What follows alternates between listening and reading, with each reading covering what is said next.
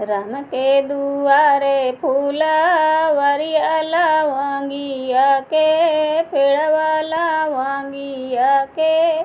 पेड़वा हो रामा यही तरे सोने का मंदिरवा तौ गौरा बिराजई त गौरा बिराजई हो रामा यही तरे सोने का मंदिरवा त गौरा बिराजई त गौरा बिराजई हो कंचन थाल कपूरई त आरती सीता सजावई त आरती सीता सजावई हो मैया हाथवा में लिही अड़हुल फुलवा त गौरा के नावई त गौरा के नावई हो मैया हाथवा में लिही अड़हुल फुलवा त गौरा के नावई त गौरा के नावई हो कंचन थाल कपूर त आरती सीता सजावई त आरती सीता सजावई हो मैया हाथवा में अड़हुल फूल त गौरा के नावई त गौरा के नावई हो एक बर दिहु बर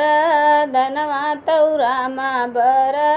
पाए नी रामा बर पाए नी हो मैया अब की अरज मोरी सुनिला त लाल मोरी रखाऊँ त लाल मोरी रखाऊँ हो मैया हाथवा में लिही अड़हुल फुलवा त गौरा के नावई त गौरा के नावई हो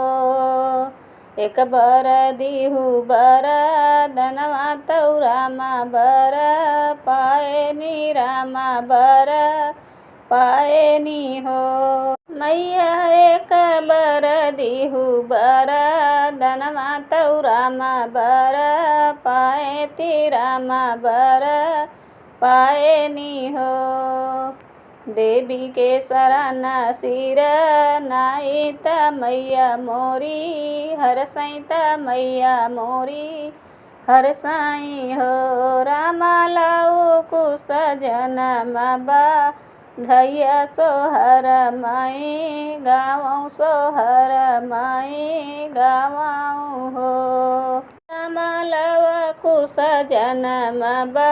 धैया सोहर माही गावऊँ सोहर माही गावऊँ हो बनवा में छाई है खुशिया तरी सी मुनि हरसई तरी सी मुनि हरसई हो रघुनंदन के जनमेला लनवा बाधैया लागे बाजई बाधैया लागे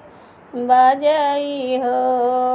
सखिया लाम के जनमेला लनवा बाधैया लागे बाजई बाधैया लागे बाजई हो राम के दुआरे फूला वरिया लवंगिया के पेड़वा लवंगिया के पेड़वायु हो रामा यही तरे सोने का मंदिरवा त गौरा बिराजई त गौरा बिराजई हो